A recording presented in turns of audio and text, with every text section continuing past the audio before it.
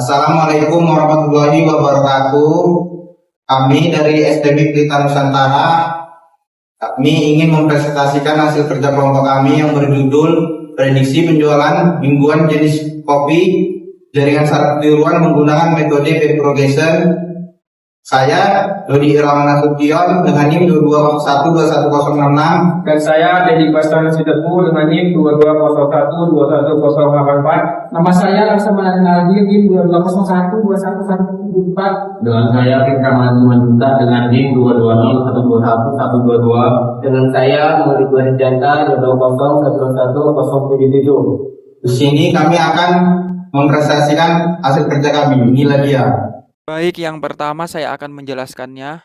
Yang pertama ada pendahuluan. Latar belakang industri kopi adalah bidang usaha yang berkembang secara konsisten dan memiliki kontribusi besar terhadap perekonomian baik dalam skala lokal maupun nasional. Meningkat jumlah kedai kopi, perubahan gaya hidup masyarakat serta tingginya minat terhadap berbagai jenis kopi mendorong persaingan usaha yang semakin ketat. Kondisi tersebut menuntut pelaku usaha kopi untuk mampu mengelola penjualan secara efektif agar dapat mempertahankan keberlangsungan usaha dan memperoleh keuntungan yang optimal. Mencapaikan kesejahteraan usaha.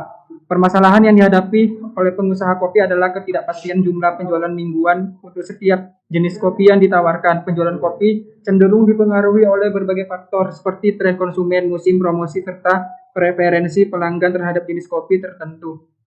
Ketidaktepatan dalam memperkirakan jumlah penjualan dapat menyebabkan kelebihan stok yang berujung pada penurunan kualitas bahan baku, atau sebaliknya kekurangan stok yang mengakibatkan hilangnya peluang penjualan dan penurunannya kepuasan pelanggan. Dalam praktiknya, perencanaan penjual dan pengelolaan persediaan kopi masih sering dilakukan berdasarkan perkiraan subjektif pengalaman sebelumnya atau intuisi pemilik usaha. Pendekatan ini memiliki keterbatasan karena tidak mempertimbangkan pola data penjualan secara menyeluruh dan bersifat kurang akurat, terutama ketika terjadi perubahan tren pasar yang cepat. Akibatnya, keputusan yang diambil berpotensi menimbulkan inefisiensi operasional dan kerugian finansial sebagai pelaku usaha. Rangka kerja penelitian ini merupakan tahapan-tahapan yang dilakukan dalam menyelesaikan permasalahan yang dibahas pada penelitian ini. Kerangka kerja disusun secara sistematis agar penelitian dapat berjalan secara terarah, terfokus pada tujuan serta menghasilkan prediksi penjualan yang akurat dan dapat digunakan sebagai pendukung pengambilan keputusan. 1. Mengidentifikasi persoalan. Penelitian ini diawali dengan kegiatan analisis terhadap permasalahan yang muncul pada objek yang diteliti. Pada tahapan ini dilakukan perumusan masalah terkait ketidakpastian penjualan mingguan berbagai jenis kopi. Identifikasi masalah bertujuan untuk mengetahui kendala yang dihadapi pelaku usaha kopi dalam memperkirakan jumlah penjualan sehingga penelitian dapat difokuskan pada solusi yang tepat dan sesuai dengan batasan masalah yang ditentukan. 2. Menganalisis permasalahan. Menganalisis permasalahan merupakan tahapan untuk memahami ruang lingkup dan karakteristik permasalahan yang telah diidentifikasi.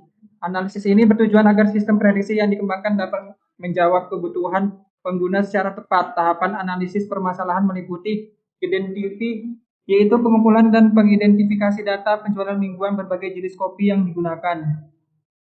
Sebagai data historis, data tersebut dianalisis untuk mengetahui pola penjualan yang terjadi.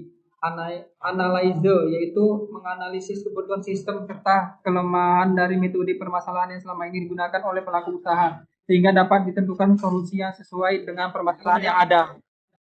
Selanjutnya yang ketiga, menetapkan tujuan penelitian. Tujuan penelitian ditetapkan agar penelitian memiliki arah yang jelas dan struktur.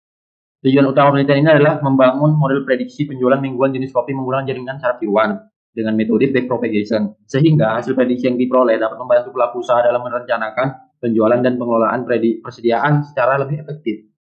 Selanjutnya yang keempat, mempelajari literatur. Tahapan mempelajari literatur dilakukan untuk memahami konsep dan teori yang berkaitan dengan penelitian.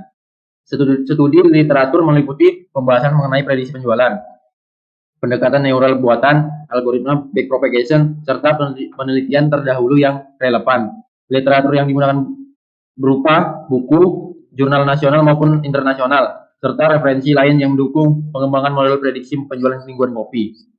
Yang kelima, mengumpulkan data. Pengumpulan data merupakan tahapan untuk guna mendapatkan data yang diperlakukan dalam penelitian ini. Metode pengumpulan data yang digunakan meliputi sebagai berikut. Yang pertama, yaitu yang ke-1 observasi, yaitu pengamatan langsung terhadap proses penjualan dan pencatatan data penjualan mingguan jenis kopi pada objek penelitian. Yang kedua, wawancara, yaitu pengumpulan informasi melalui tanya jawab dengan pihak pengelola atau pemilik usaha kopi untuk memperoleh gambaran kebutuhan sistem dan permasalahan yang dihadapi. Yang ketiga, studi kepustakaan, berupa melalui pengumpulan informasi dari sumber pustaka terkait penerapan jaringan syarat tiruan dan metode backpropagation dalam prediksi penjualan. Yang keenam, analisis dan perancangan sistem. Tahapan ini merupakan inti dari penelitian yang meliputi analisis dan perancangan sistem prediksi penjualan menggunakan jaringan syarat tiruan dengan metode backpropagation. Adapun tahapan pelaksanaan penelitian ini meliputi yaitu 1. Penetapan objek penelitian, yaitu usaha penjualan kopi yang memiliki data penjualan mingguan berbagai jenis kopi. Yang kedua, pemrosesan data, meliputi pembersihan data, penskalaan data, dan pemisahan data latih uji. Yang ketiga, perancangan jaringan syarat tiruan yang meliputi A. Menentukan variabel input berdasarkan data penjualan. Kemudian B. Menentukan banyaknya unit neuron pada lapisan masukan, lapisan tersembunyi, dan lapisan keluaran. Yang C. Menentukan parameter jaringan seperti learning rate dan jumlah literasi. Kemudian D. Melakukan pemrosesan pelatihan jaringan menggunakan algoritma backpropagation. Yang E. Menghitung nilai error sebagai indikator tingkat akurasi prediksi. F. Melakukan penjualan model menggunakan data uji. Yang keempat, desain input, berupa data penjualan mingguan yang akan diproses oleh sistem prediksi. Yang kelima, desain input output, berupa hasil prediksi penjualan mingguan jenis kopi yang dapat digunakan sebagai dasar pengambilan keputusan. Nilai keluaran tersebut digunakan sebagai acuan dalam menentukan perkiraan jumlah penjualan pada periode pada proses lanjutan, yaitu yang pertama, data pada objek yang diteliti. Penelitian ini menggunakan jenis data yaitu data penjualan mingguan berbagai jenis kopi yang diperoleh dari objek penelitian dalam periode waktu tertentu. Yang kedua, menentukan variabel input dan output. Yang A, penjualan minggu sebelumnya. Yang B, rata-rata penjualan mingguan. Yang C, tren penjualan kopi.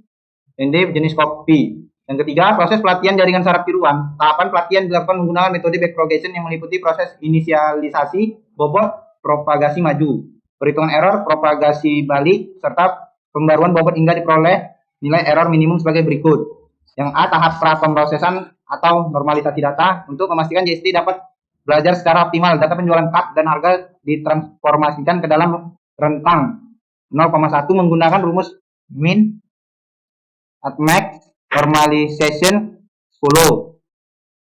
Batas maksimal penjualan S max 40 cut dan batas maksimal harga A max 25.000. Contoh normalisasi pola 1 atau prediksi minggu keempat. Yang pertama, minggu ke-1 Sanger 28 atau 40 sama dengan 0,70. Yang kedua, minggu kedua Caramel Latte 34 atau 40 sama dengan 0,85. 3. Minggu ketiga Espresso 14 atau 40 sama dengan 0,35. Yang keempat, harga minggu 4 Matcha 22.000 atau 25.000 sama dengan 0,88. Target minggu 4 Matcha 38 atau 40 sama dengan 0,95. Arsitektur dan inisialisasi input layer 4 neuron X1, X2, X3, X4. Hidden layer 2 neuron Z1, Z2. Output layer 1 neuron Y. Learning rate 0,5. Bobot input hidden V 0,2, 0,3, 0,4, 0,1. Min 0,1, 0,5, 0,2, min 0,2 asumsi awal. Bobot hidden output 0,4, min 0,3 asumsi awal bias BV BW 0,1 dan 0,5.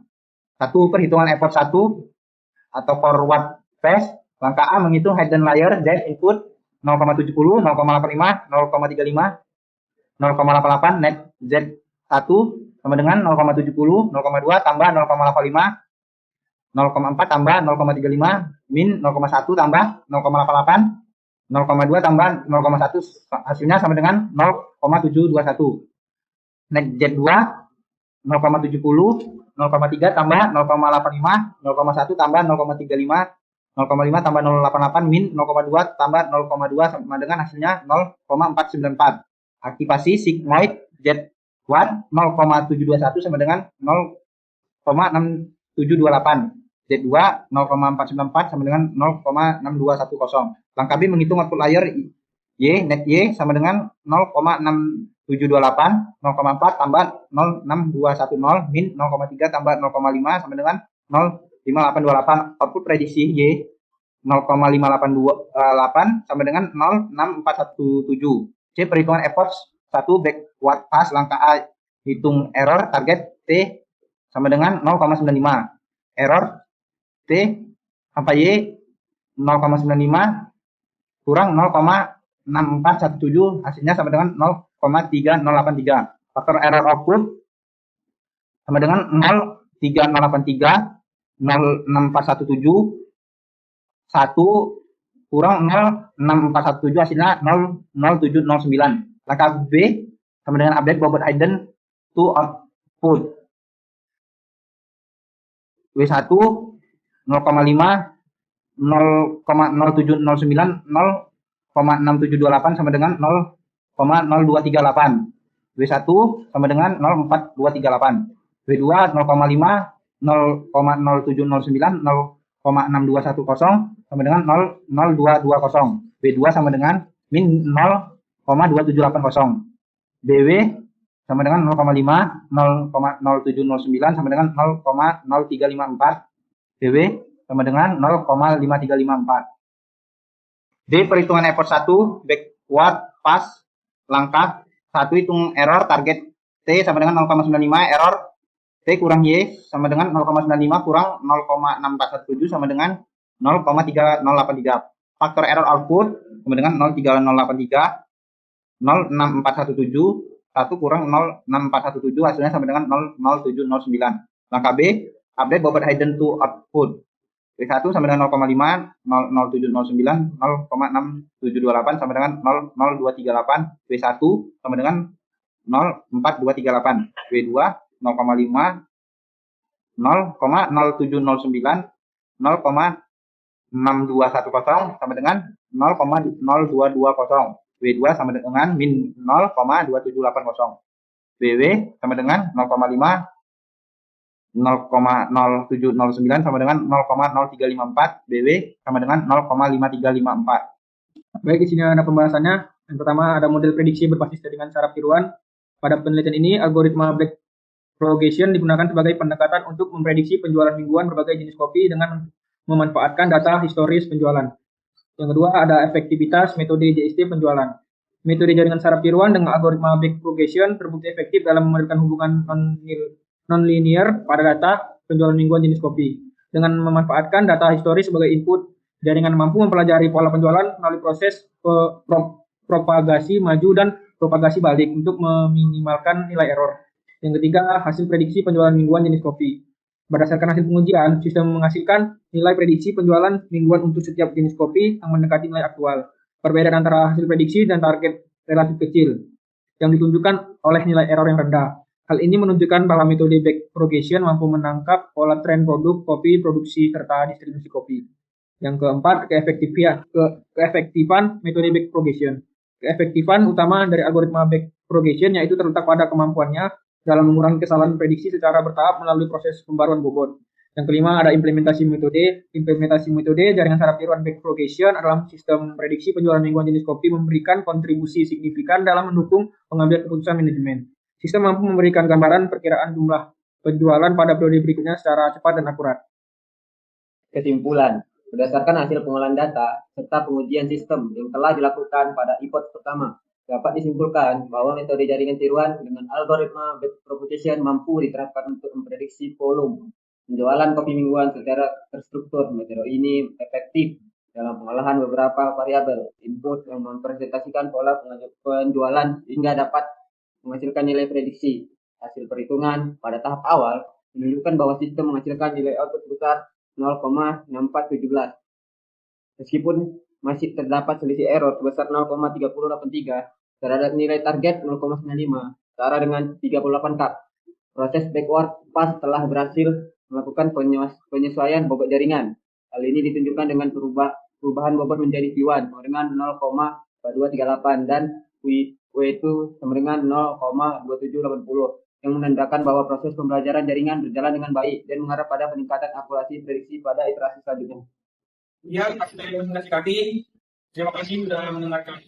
Saya akhiri. Assalamualaikum warahmatullahi wabarakatuh.